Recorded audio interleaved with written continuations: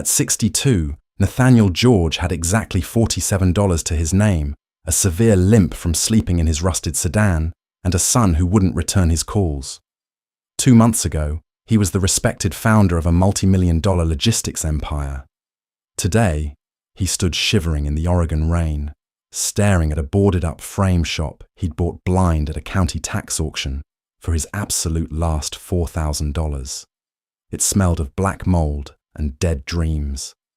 Nathaniel thought this rotting, dilapidated building was his tombstone. He didn't know it was a vault, and the family who had just stripped him to the bone was about to regret everything. The betrayal didn't happen in a dark alley. It happened under the sterile, unforgiving fluorescent lights of a high-rise boardroom in downtown Seattle. Nathaniel George had built George Freight from a single second-hand delivery box truck in 1988 into a regional powerhouse. He knew the name of every driver, the route of every rig, and the exact margin on every pallet. What he didn't know was the depth of his own son's greed. Gregory George was 34, armed with an Ivy League MBA, and possessed a ruthless streak nurtured by his wife, Sylvia. Sylvia was a woman who viewed Nathaniel not as a father-in-law, but as a stubborn bottleneck to her husband's, and by extension, her own, massive inheritance. The trap was sprung on a Tuesday morning. Nathaniel had walked into the quarterly board meeting expecting a routine review of the new warehouse acquisitions. Instead, he was met by a wall of silent, averted eyes. His longtime business partner and supposed friend, Leonard Sterling, refused to even look up from his legal pad. Gregory stood at the head of the table, Nathaniel's chair. "Dad, have a seat," Gregory had said, his voice stripped of any familial warmth. "We need to talk about the corporate restructuring." Over the next 2 hours, Nathaniel watched his life's work get meticulously dismantled. Gregory and Sylvia had spent the previous 18 months quietly maneuvering, leveraging Nathaniel's personal assets against massive, high-risk corporate loans that Nathaniel had unknowingly signed off on, buried deep within stacks of routine compliance paperwork. They had convinced the board that Nathaniel's old-school methods were bankrupting the company, citing manufactured projections and aggressively manipulated debt-to-income ratios. When the dust settled, Nathaniel wasn't just ousted as CEO. Because his personal finances had been inextricably tied to the fraudulent loans Gregory orchestrated, Nathaniel was personally liable for the sudden, engineered collapse of a shell subsidiary. The bank took his estate in Bellevue. They took his retirement accounts. They froze his investments. "It's just business, Nathaniel," Leonard Sterling had whispered as he passed Nathaniel in the hallway afterward. "The kid has vision. You had your run." The final blow came from Sylvia, who stood by the elevators, her designer coat draped immaculately over her shoulders. "You should have retired 5 years ago, Nathaniel. Don't call Gregory. He's dealing with the mess you left behind." Within 60 days, Nathaniel went from a net worth of $22 million to a negative balance. His wife had passed away a decade prior, leaving him completely alone to weather the storm. At 62, he was suddenly homeless, living out of a 20-year-old Volvo wagon he had kept for sentimental reasons. His phone stopped ringing. The country club friends vanished. Desperation is a cold, hollow companion.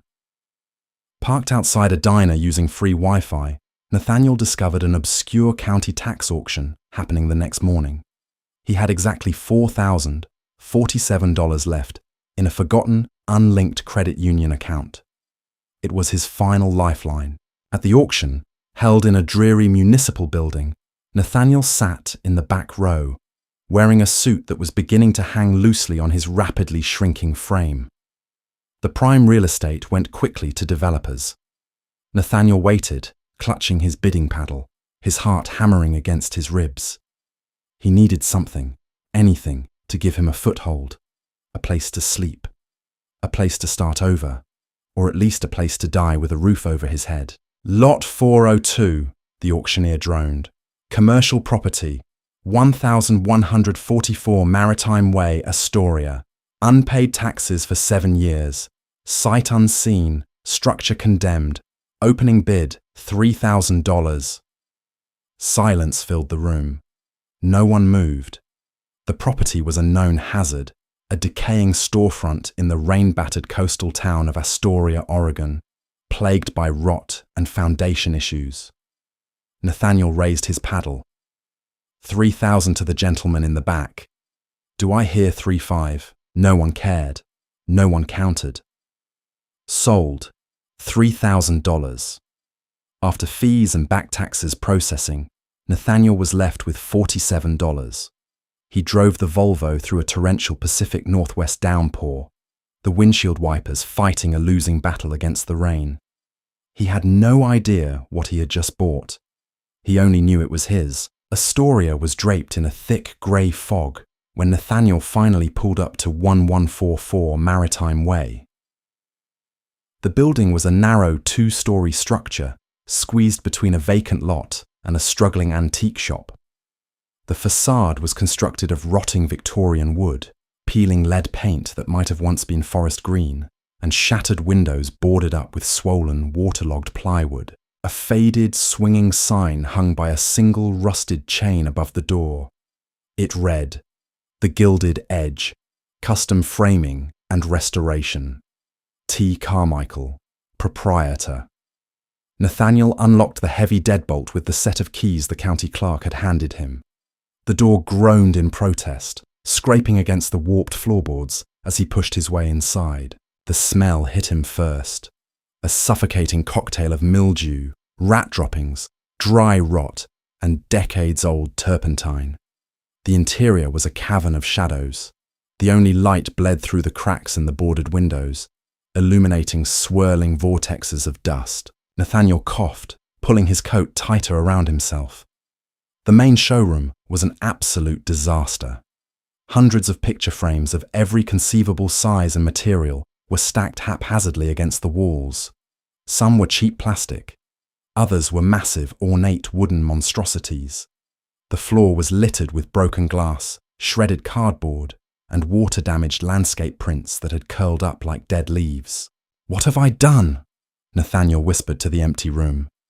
His voice cracked. The sheer weight of his reality came crashing down.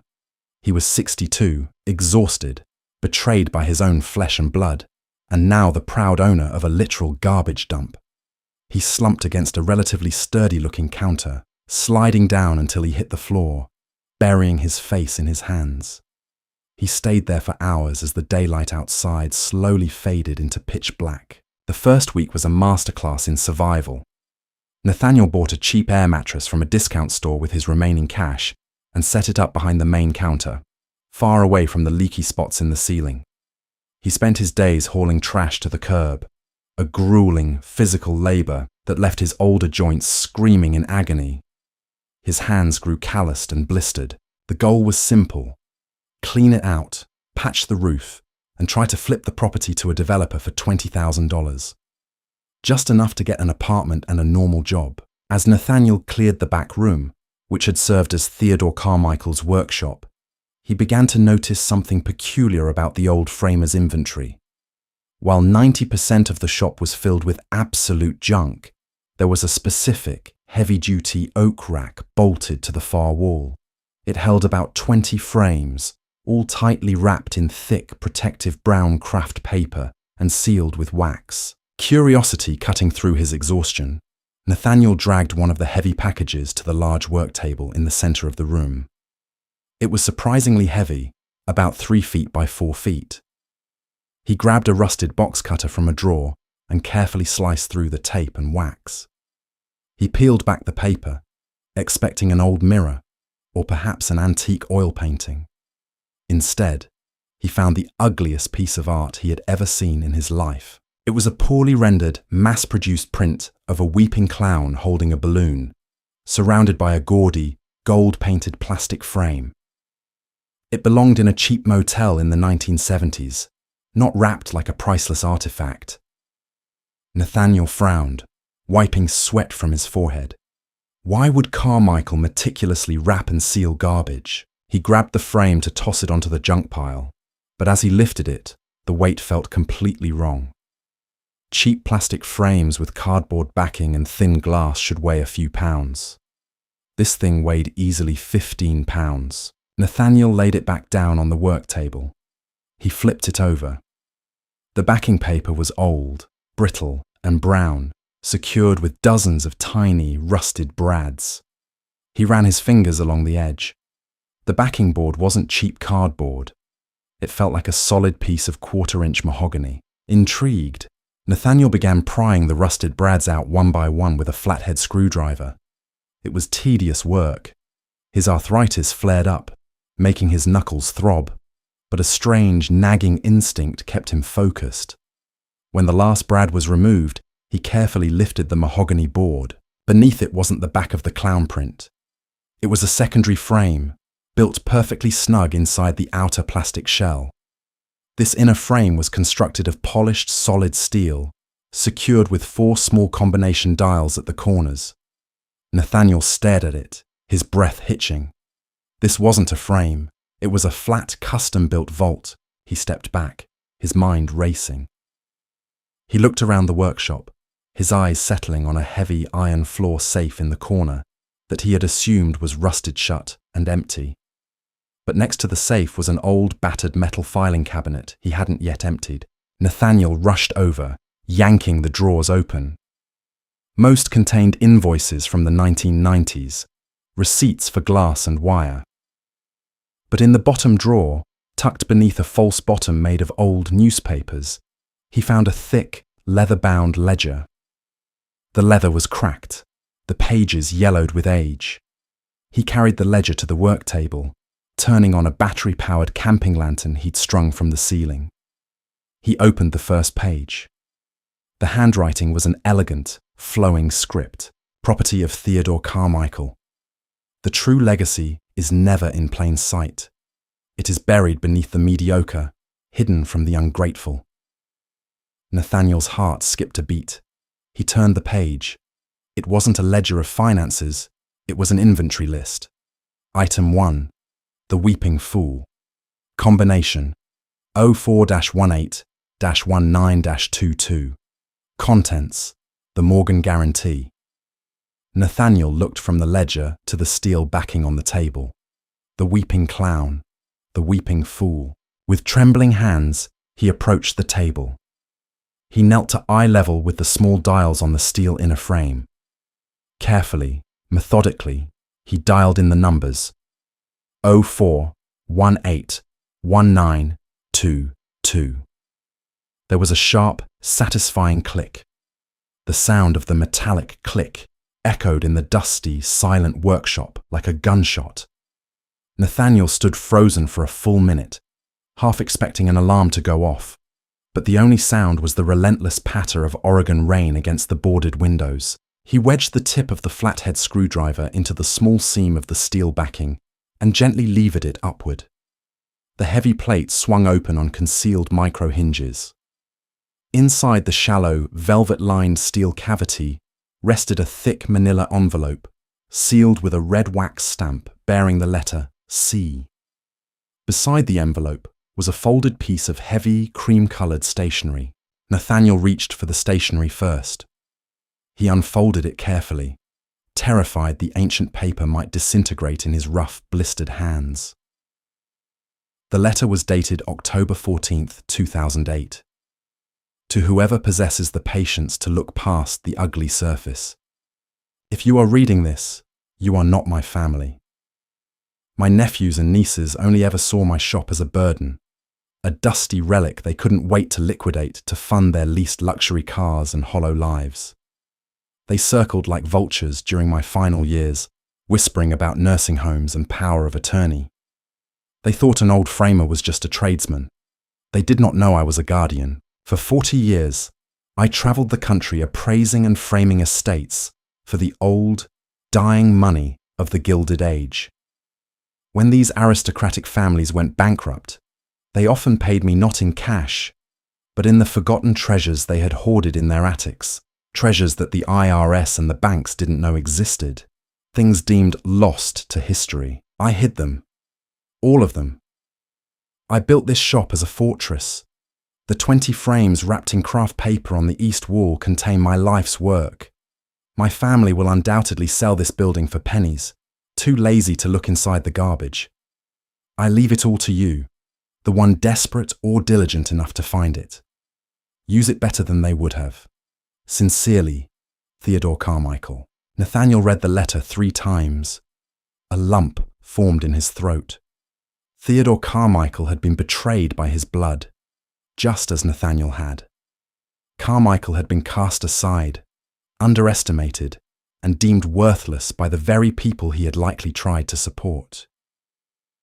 I know the feeling, Theodore, Nathaniel whispered into the damp air.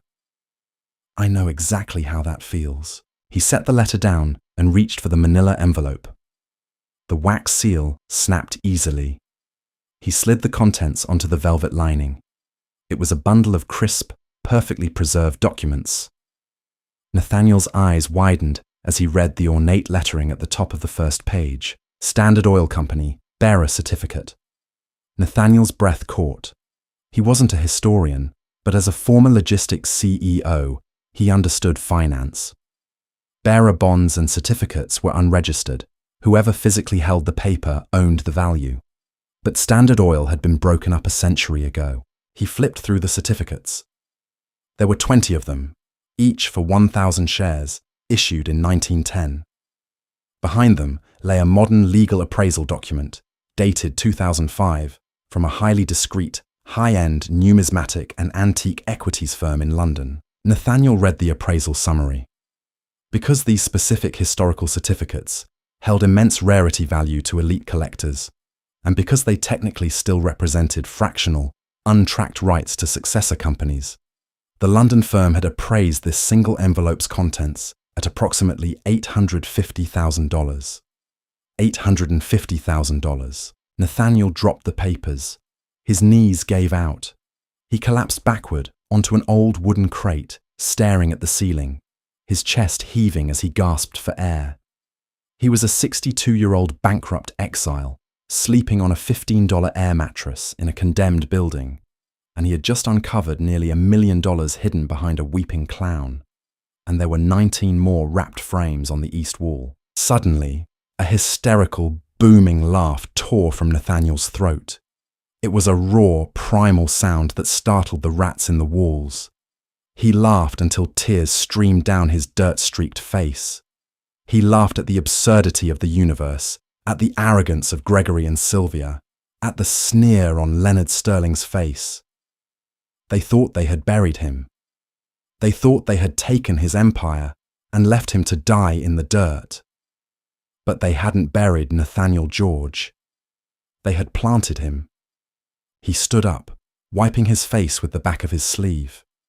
The exhaustion that had plagued his bones for 2 months evaporated, replaced by a surge of adrenaline so potent it made his fingertips tingle. He walked over to the east wall and looked at the remaining 19 packages. He looked back down at the ledger. Item 2, the dull pasture. Contents, the Romanov correspondence. Item 3, the broken pitcher. Contents, the Dagger studies. Item 4, the tilted barn. Contents, the 1933 double eagles. This wasn't just a fortune. It was an arsenal. Nathaniel picked up his phone. The screen was cracked, the battery at 14%. He navigated to his contacts, his thumb hovering over Gregory's name. A fierce, vengeful temptation urged him to call his son, to gloat, to tell him what he had found. But Nathaniel stopped. He remembered the cold boardroom. He remembered Sylvia's dismissive glare. No, Nathaniel thought, his eyes narrowing. Revenge isn't a phone call. Revenge is a hostile takeover. He deleted Gregory's number from his phone. He deleted Leonard Sterling's number. Nathaniel George didn't just want his money back. He was going to use Theodore Carmichael's hidden legacy to buy back his company, dismantle his son's fraudulent empire piece by piece, and leave them with exactly what they had left him. Absolutely nothing. He picked up the box cutter, walked to the rack, and pulled down item number 2. The war had just begun. The second frame on the heavy oak rack, labelled the dull pasture, yielded exactly what Theodore Carmichael's ledger promised. Behind a dreadful faded print of a lonely cow in a brown field was a reinforced fireproof document sleeve. Inside were 6 letters written in Cyrillic, bearing the unmistakable imperial crest of the Romanov family, dated just months before their execution in 1918. The third frame, the broken pitcher, concealed a custom climate-controlled vacuum seal containing 3 charcoal sketches. They were studies of ballerinas, signed with the jagged, unmistakable scrawl of Edgar Degas. By dawn, Nathaniel George had opened 5 frames. The total estimated value, according to the 2005 appraisals in the ledger, hovered around $12 million. But Nathaniel knew from his decades in logistics and corporate finance that assets were useless if they weren't liquid. He couldn't buy groceries with a Romanov letter, let alone orchestrate a multi-million-dollar hostile takeover. He needed cash, and he needed it without alerting the IRS, the traditional banking sector, or his treacherous son, Gregory, to his sudden resurrection. He flipped to the back pages of Carmichael's ledger. The old framer was meticulous, keeping a list of private buyers, auction houses, and grey market brokers who dealt in unrecorded historical antiquities. One name stood out, circled twice in red ink: Winston Hayes, Hayes Fine Antiquities, Portland. Next to the name was a note, ruthless on margins, but a steel trap for discretion. Nathaniel wrapped the Standard Oil-bearer bonds and the Degas sketches in the waterproof craft paper, placed them in a battered canvas duffel bag he'd found in the shop, and locked the steel vault back up. He stepped out of the rotting frame shop, locking the deadbolt behind him, and climbed into his rusted Volvo. The drive to Portland took 2 hours. Nathaniel used the time to mentally shift gears. For 2 months, he had been a victim, a broken, homeless old man. But as the miles rolled by, the posture of the CEO returned. He wasn't begging today. He was dealing. Hayes Fine Antiquities was located in the Pearl District, an ultra-high-end gallery district lined with sleek glass storefronts and imported European sports cars. Nathaniel's sputtering Volvo drew disgusted looks as he parked down the block.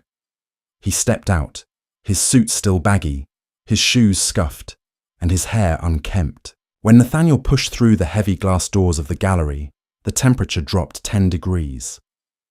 The room was minimalist, displaying only 3 sculptures and a massive abstract painting. A polished young assistant at the front desk looked at Nathaniel with poorly disguised alarm. "Sir, can I help you?" "The public restrooms are down the street," the assistant said, his hand sliding toward a phone under the desk.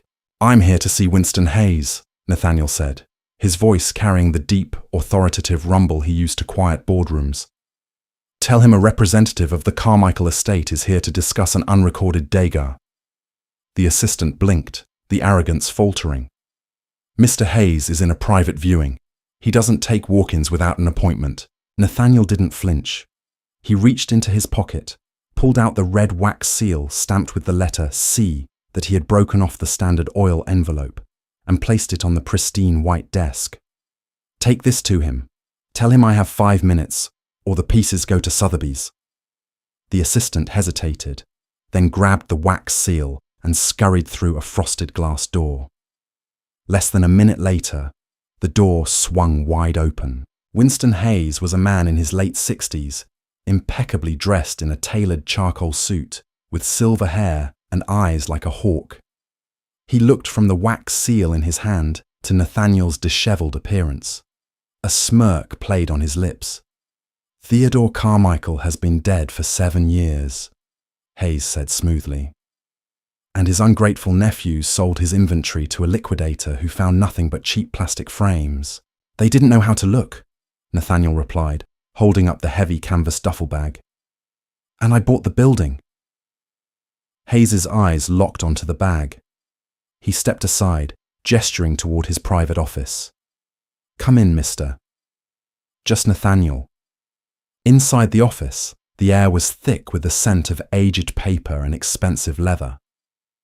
Nathaniel unzipped the duffel bag, and carefully laid the vacuum-sealed Degas sketches on the mahogany desk, followed by the stack of standard oil-bearer certificates. Hayes pulled a pair of white cotton gloves from a drawer and put on a jeweler's loupe. The room was silent for 20 minutes as the broker meticulously examined the charcoal strokes, the paper fibers, and the historical watermarks on the certificates. Finally, Hayes sat back, pulling off his glasses. He let out a long, slow breath. I have heard rumors of Carmichael's hidden vault for 2 decades. I thought it was a myth. These are exquisite and completely off the radar. I need them liquidated, Nathaniel said, his tone flat and businesslike. Immediately. Through traditional auction, the Degas studies alone would fetch over $6 million, Hayes explained, tapping a manicured finger on the desk. But authentication, provenance building, and the auction cycle will take 18 months. The bearer bonds are complex. Cashing them out through the corporate successors will flag international banking regulators. I know how the system works, Winston. That's why I'm here. Nathaniel leaned forward, resting his hands on the desk. I want a private sale. One of your quiet billionaires who wants unrecorded assets in their vault. I need liquid cash, wire transferred to an offshore holding account by Friday. What is your offer? Hayes smiled, revealing perfectly white predatory teeth. For immediate untraceable liquidation, I take a 30% fee. I will wire you $4.2 million for the Degas and the bonds within 48 hours. It was a highway robbery, but Nathaniel didn't care. He had 18 more frames waiting in Astoria. $4 million was more than enough to start the war. 20% fee. You wire me $4.8 million, Nathaniel countered, his eyes locked onto Hayes's. And if this transaction goes smoothly, I will bring you the Romanov correspondence next week.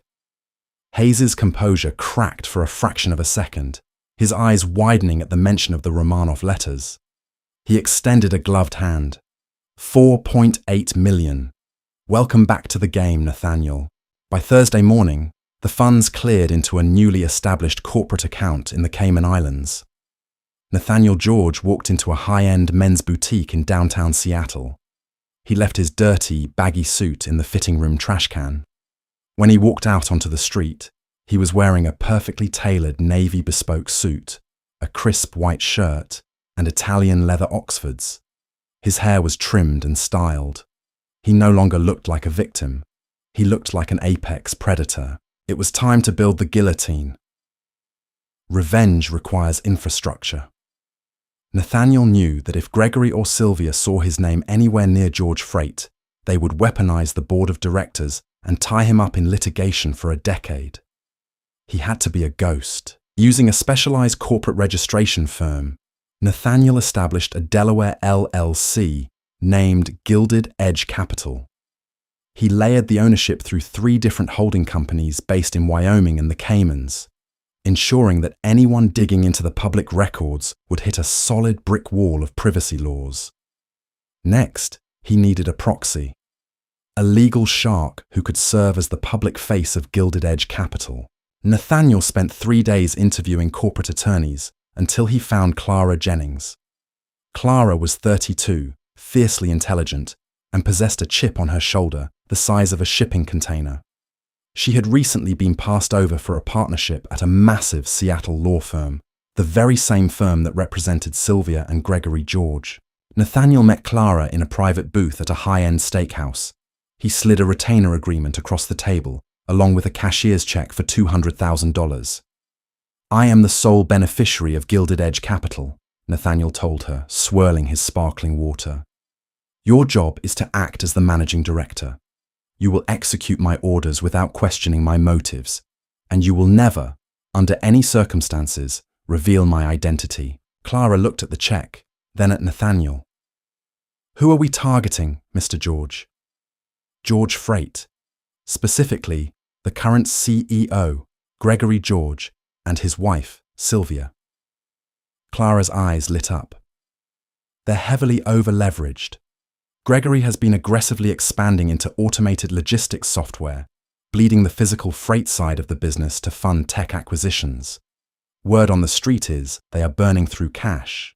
Gregory is a visionary on paper, but he lacks operational discipline, Nathaniel said coldly. He relies on debt. Find his weakest loan.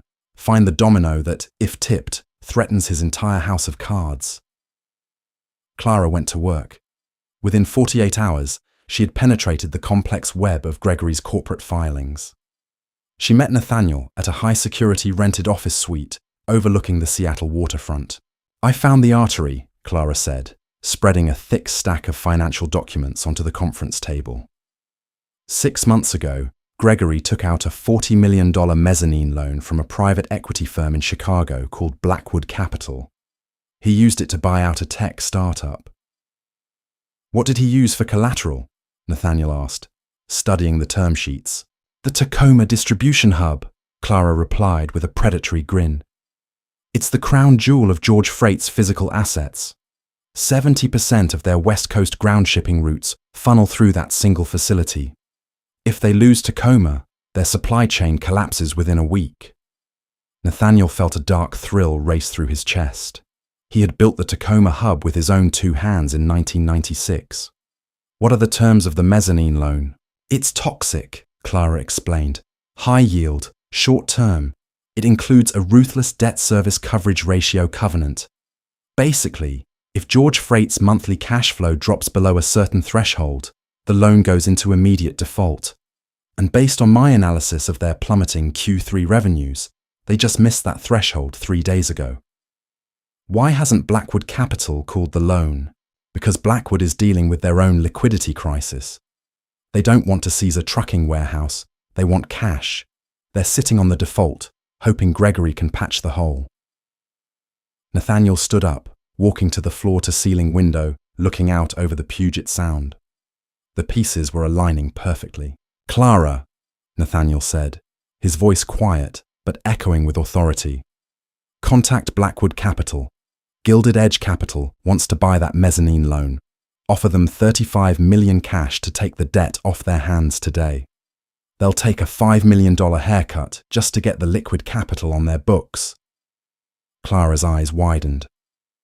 And once we own the debt, we enforce the covenant immediately, Nathaniel said, turning to face her. No grace period, no negotiations. We issue a notice of default and initiate the hostile seizure of the Tacoma distribution hub. By Tuesday afternoon, the transaction was complete. Gilded Edge Capital was officially the debt holder of George Freight's most vital asset. Across town, in the glass-walled executive suite of George Freight, Gregory George was pouring himself a glass of 20-year-old scotch. Sylvia was sitting on the leather sofa, browsing luxury real estate listings in Aspen on her tablet. The board is getting anxious about the Q3 numbers, Greg, Sylvia murmured, not looking up. Leonard Sterling asked about the Blackwood loan this morning. Leonard is an old dinosaur just like my father was, Gregory scoffed, taking a sip of his scotch. Blackwood isn't going to call the loan. They don't have the stomach for a legal battle. We just need to delay them until the new software launches in Q1.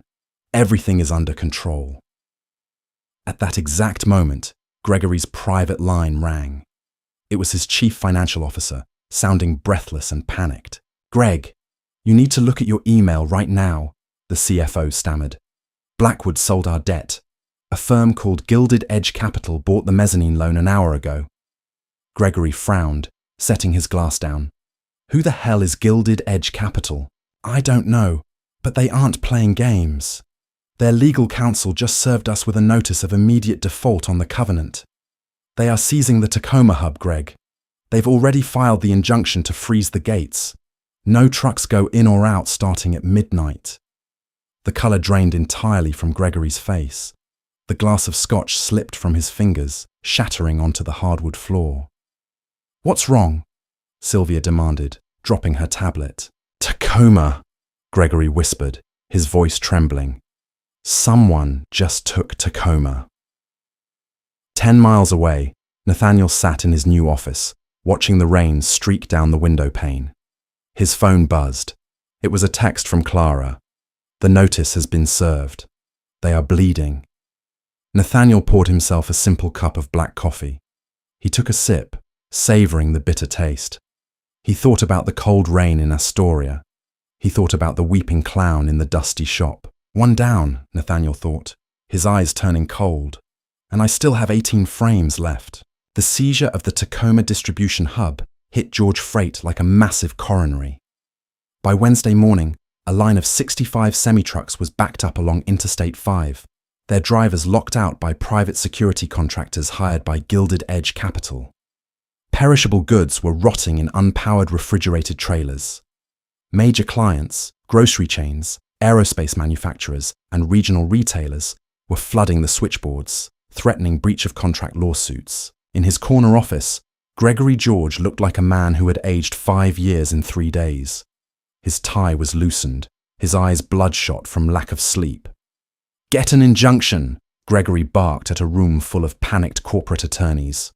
"File a restraining order against this Gilded Edge phantom. They can't just padlock our primary hub. They can." And they did. His lead counsel replied, wiping sweat from his forehead. "You signed the mezzanine covenant, Greg. It was an ironclad, short-term liquidity trap. The second we dropped below the required cash-on-hand threshold, the asset defaulted to the debt holder. We've petitioned a judge, but they are stalling us in emergency hearings. Whoever is running Gilded Edge has bottomless pockets and a legal team that fights like trench mercenaries." Sylvia paced near the window, aggressively tapping her manicured nails against her phone case. "This is a targeted hit. Someone knew Blackwood Capital was vulnerable, and they knew exactly which artery to sever." "Who is Clara Jennings?" "A proxy," Gregory muttered, staring at the wall. "Just a pitbull lawyer hiding the real money. I tried to have Sterling reach out to his private equity contacts to buy the debt back, but Gilded Edge isn't returning our calls. They aren't trying to negotiate. They are trying to suffocate us." Gregory was right. He just didn't know the hands tightening the noose belonged to the father he had discarded. 200 miles south, Nathaniel George stood in the dusty gloom of the Gilded Edge frame shop in Astoria. He wore a heavy tailored wool overcoat that cost more than the entire building was currently worth.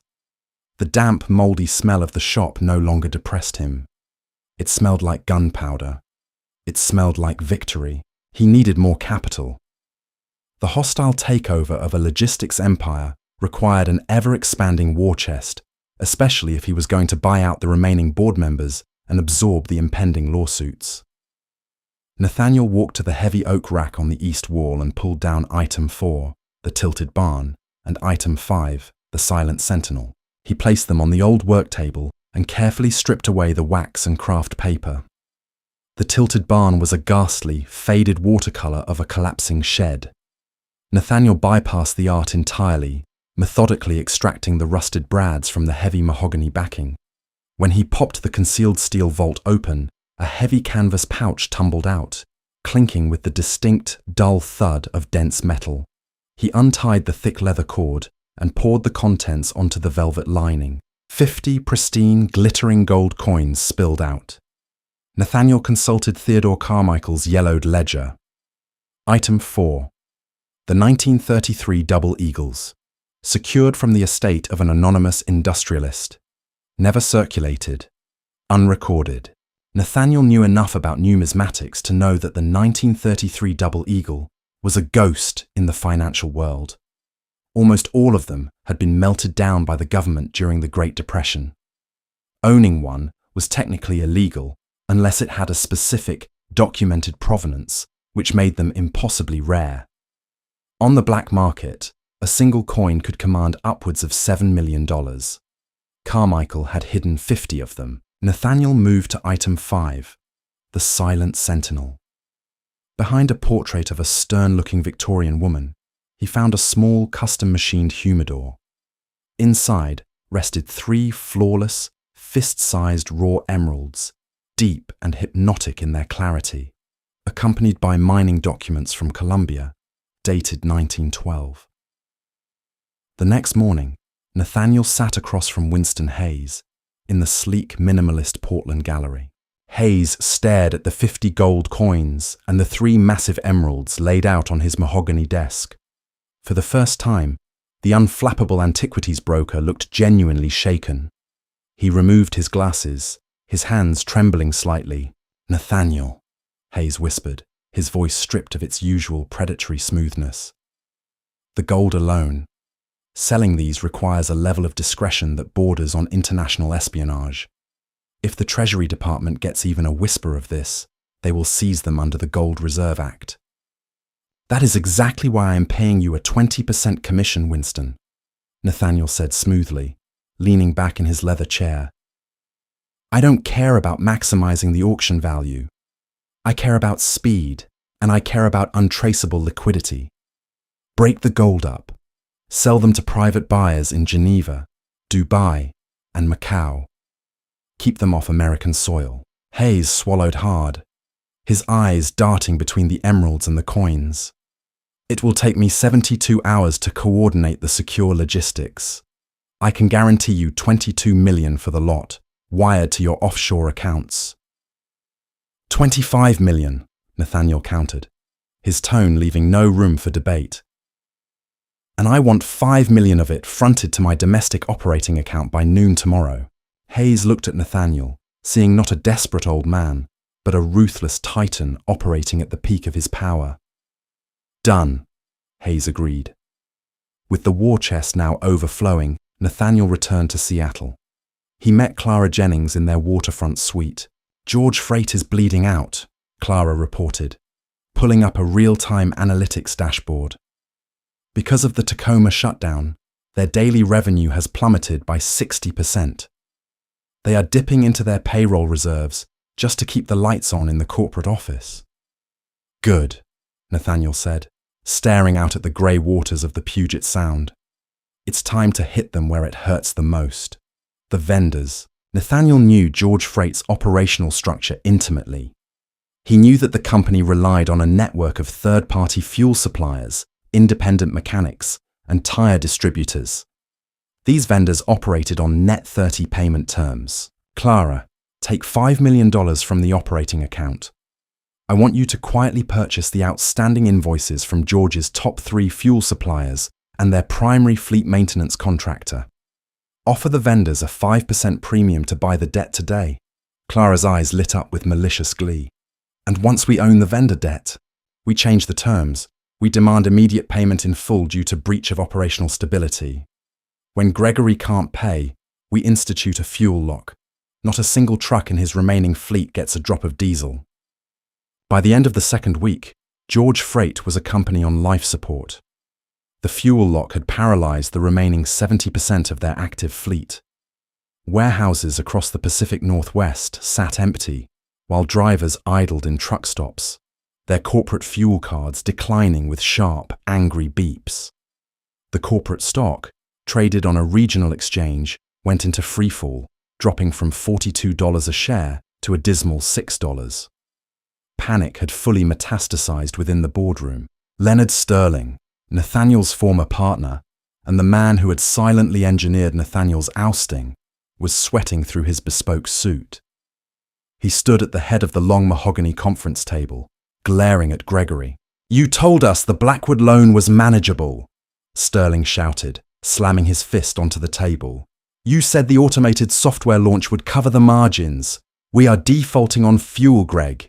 We have 48 hours before the bank calls our primary operating line of credit. And then we are in Chapter 11. Gregory sat slumped in his chair, his usual arrogance completely shattered. Sylvia sat next to him, her face pale, calculating the exact moment her country club memberships would be revoked. "We just need an injection of capital," Gregory pleaded, his voice cracking. "I can restructure the tech acquisitions. I can sell off the southern routes." "Nobody is buying southern routes when we don't have the fuel to run them," Sterling fired back. "The board has lost faith in your leadership, Gregory. We are initiating a vote of no confidence." Before Gregory could formulate a defense, the heavy oak doors of the boardroom swung open. Clara Jennings walked in, flanked by 2 imposing corporate security guards. She wore a sharp, slate-grey suit and carried a sleek leather briefcase. She did not ask for permission to enter. She simply commandeered the room. "Who the hell are you?" Sterling demanded. "Clara Jennings, Managing Director of Gilded Edge Capital," she announced, her voice echoing off the glass walls. "I represent the principal debt holder of this corporation. I also represent your fuel suppliers, your maintenance vendors, and, as of this morning, 42% of your outstanding voting shares, which we purchased on the open market over the last 3 days." A stunned silence fell over the room. Gregory stared at her, his jaw slack. He was looking at the architect of his destruction. "You're the one who shut down Tacoma," Gregory whispered. "We are merely protecting our investments, Mr. George," Clara said coldly. She unclasped her briefcase and pulled out a thick stack of legal documents, sliding them down the center of the table. "George Freight is functionally insolvent. You will file for bankruptcy by Friday. However, my client is prepared to offer a lifeline, a public tender offer. Gilded Edge Capital will acquire George Freight in its entirety. We will assume all debt, unfreeze the Tacoma hub, and pay all outstanding vendor invoices." Sterling scrambled for the documents, his eyes darting across the summary page. "What is the buyout price?" $2 a share, Clara stated flatly. The boardroom erupted. $2? Sylvia shrieked, breaking her silence. "That's robbery! That wipes out all of our equity! We walk away with nothing!" "You walk away without federal indictments for corporate negligence, Mrs. George," Clara countered, her gaze pinning Sylvia to her chair. "You are over-leveraged, you have breached fiduciary duty, and our forensic accountants have already flagged multiple irregularities in how you secured your initial funding 18 months ago." Gregory flinched. Clara had just subtly threatened to expose the fraudulent maneuvers he had used to bankrupt his father. "My client gives you exactly 24 hours to accept the tender offer," Clara continued, ignoring the outrage. "If the board rejects it, Gilded Edge Capital will force George Freight into liquidation. We will sell your assets for scrap, and the shareholders will be left holding millions in unsecured toxic debt. The choice is yours." Clara turned on her heel and walked out, leaving the boardroom suffocating in a deafening, terrified silence. That evening, a torrential rain lashed against the Seattle skyline. Gregory sat alone in his darkened office, staring at a bottle of scotch he didn't have the stomach to drink. He was beaten. If they liquidated, he would be personally liable for millions in bridge loans he had quietly guaranteed. He would lose the house, the cars, his reputation. He would be ruined. In a moment of pure, unadulterated desperation, he picked up his phone and dialed the number left on Clara Jennings's business card. She answered on the first ring. "Jennings." "I need to speak to your principal," Gregory said, his voice trembling. "The head of Gilded Edge. I'll agree to the $2 a share, but I need a carve-out, a golden parachute, a consulting role, severance, something. I won't just walk away into the street." There was a long pause on the line. "My client anticipated you might ask for terms," Clara finally said. "He is willing to hear your proposal in person. Tomorrow morning, 9 a.m. at the Gilded Edge corporate suite. Come alone." Gregory hung up, letting out a shaky breath. He had a chance. If he could just charm the mysterious billionaire behind Gilded Edge, he could salvage his life. The next morning, Gregory rode the private elevator up to the penthouse suite of the waterfront high-rise. His suit was perfectly pressed, but his hands were slick with nervous sweat. He practiced his pitch in his head. He would sell himself as an indispensable visionary, a victim of market circumstances.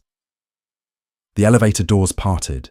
The receptionist nodded silently and gestured toward a set of massive, frosted glass double doors at the end of the hall. Gregory walked down the corridor, his heart hammering against his ribs. He gripped the heavy brass handles and pushed the doors open. The corner office was vast, bathed in the grey light of the Seattle morning. Behind a sprawling desk carved from dark mahogany, a man sat facing the floor-to-ceiling windows, looking out at the Puget Sound. "Mr. George," a deep, familiar voice rumbled from the high-backed leather chair.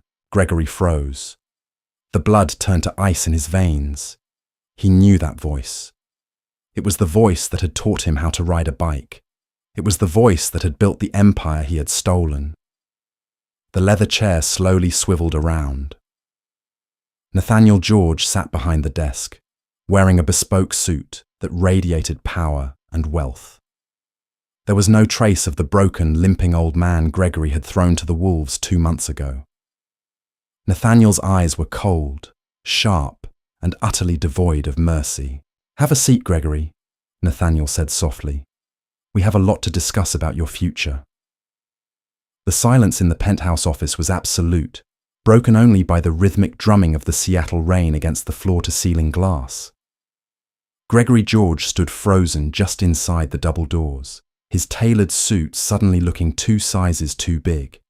All the colour had drained from his face, leaving his skin a pale, sickly grey. His mouth opened and closed twice before any sound came out. "Dad!"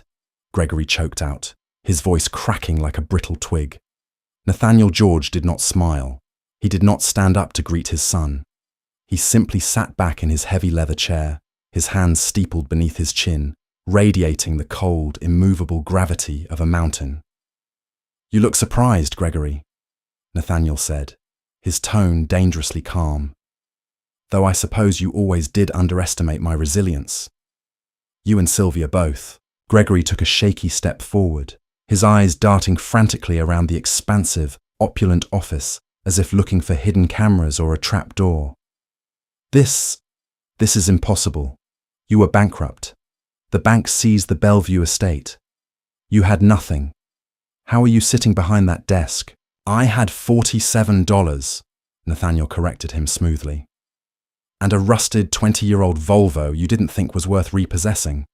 But more importantly, I had the decades of operational knowledge that actually built the empire you so effortlessly set on fire." Gregory's knees buckled slightly. He grabbed the back of one of the guest chairs to steady himself, his knuckles turning white. The terrifying reality of his situation was finally crashing through his layers of arrogance. The phantom billionaire, the ruthless corporate entity that had methodically dismantled his life over the past 2 weeks, was the father he had thrown onto the street. "Dad, listen to me," Gregory stammered, his eyes wide and pleading. He tried to force a desperate, placating smile. "The boardroom, the restructuring. It was Leonard Sterling and the board. They forced my hand. They said your methods were outdated, that if I didn't step in and take over, the shareholders would revolt. I was trying to protect the family legacy." Nathaniel let out a low, humorless laugh that echoed off the glass walls. He opened a manila folder on his desk and pulled out a stack of financial ledgers. "Do not insult my intelligence, Gregory," Nathaniel commanded, his voice dropping an octave, echoing with pure authority. "Clara Jennings and our forensic accountants have spent the last 10 days dissecting your books. You didn't protect anything.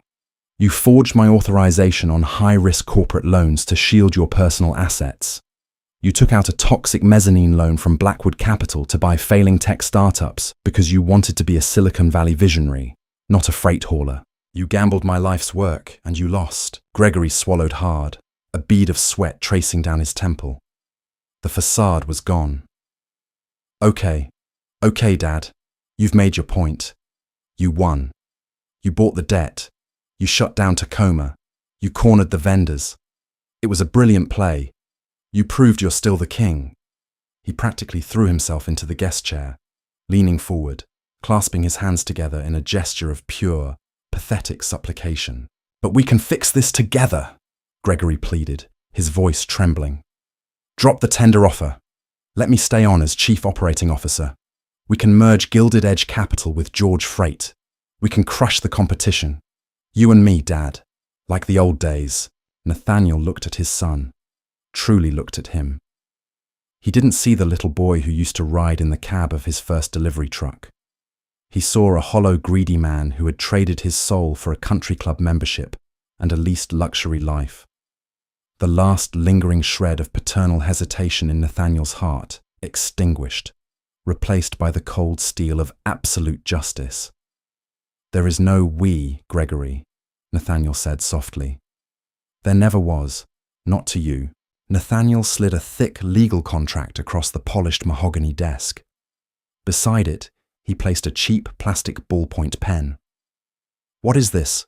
Gregory asked, his eyes darting to the document.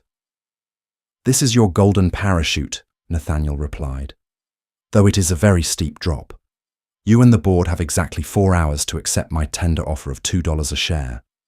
When that happens, your equity will be wiped out. But that isn't enough to balance the ledger." Nathaniel tapped a finger on the contract. "This document is an absolute transfer of assets. You and Sylvia are heavily over-leveraged on your personal properties. The Aspen House, the Mercer Island estate, the fleet of cars. They were all secured using George Freight stock as collateral. Stock that is now worthless. If you walk out of this room without signing this, Clara Jennings will hand our forensic accounting file over to the Securities and Exchange Commission and the FBI by noon. You will be indicted for corporate fraud, embezzlement, and forgery. You will spend the next 10 years in federal prison." Gregory stared at the paperwork in absolute horror. He was hyperventilating, his chest heaving beneath his expensive suit. You want me to sign over everything? My house, my bank accounts? Dad, Sylvia will leave me. I'll have nothing." "You will have exactly what you left me," Nathaniel stated, his eyes boring into his son's soul. "Sign the paper, Gregory, or call your defense attorney." For a long, agonizing minute, the only sound in the room was the ticking of the grandfather clock in the corner. Gregory looked at his father, searching for a trace of bluff, a hint of mercy. He found a brick wall. With a shaking hand, Gregory picked up the plastic pen. He pressed it to the paper, the ink blotting as his tears finally spilled over, staining the signature line. He signed his name, his title, and his life away. When he was finished, he pushed the document back across the desk, looking like a hollowed-out ghost. Nathaniel took the contract, verifying the signature. He opened his desk drawer, pulled out a small metallic object, and tossed it across the desk. It landed with a sharp clatter in front of Gregory. It was a set of old, tarnished car keys on a frayed nylon lanyard. "The rusted Volvo wagon is parked in the lower garage. Level 3, Nathaniel said, his voice flat and final. "There are exactly $47 in the glove compartment. It's a reliable car. It kept the rain off me when I had nowhere else to sleep. I suggest you go find Sylvia and start packing. You have 24 hours to vacate the Mercer Island property." Gregory didn't say a word. He slowly reached out, his trembling fingers closing around the keys. He stood up, avoiding his father's gaze, and walked out of the office, his shoulders slumped, carrying the crushing weight of his own ruin. Nathaniel watched the heavy doors click shut. He exhaled a long, steady breath. The war was over. He had won. The takeover of George Freight made front-page news across the Pacific Northwest business journals. The headlines read like a corporate thriller. Ousted founder executes brutal hostile takeover to reclaim logistics empire. Within 48 hours of Gregory's surrender, Nathaniel George moved with terrifying efficiency. He injected $20 million of liquid capital, courtesy of Winston Hayes and the ghost market sale of the 1933 Double Eagles and Columbian Emeralds, directly into the company's operating fund. He lifted the fuel lock, paying the vendors an immediate 20% bonus for their troubles, instantly restoring their loyalty. He ordered the private security teams to unlock the gates at the Tacoma distribution hub, personally standing by the entrance at dawn to shake the hands of the truckers as they rolled their rigs back onto the interstate. Then, he cleaned house. He called an emergency board meeting. Leonard Sterling, looking pale and nauseous, tried to offer a congratulatory smile as Nathaniel walked into the room. Nathaniel didn't even sit down. He fired Sterling and the entire complicit board of directors on the spot, having Clara Jennings hand them their severance packages, which amounted to precisely $0, citing gross negligence and breach of fiduciary duty. By the end of the month, George Freight was not only stabilized, it was thriving. The cancer of Gregory's tech-heavy, debt-ridden strategy was excised, replaced by Nathaniel's grueling, efficient, and highly profitable mastery of physical logistics. The stock price rebounded, soaring past its previous highs. Nathaniel had his empire back. He was wealthy beyond measure, feared by his rivals, and respected by his employees. Yet despite his total victory, Nathaniel found himself restless in his sprawling Seattle penthouse. The sterile luxury felt hollow. He knew exactly what he needed to do. On a crisp, clear Friday morning, Nathaniel drove his newly purchased, heavily armored black SUV down the winding coastal highway toward Astoria.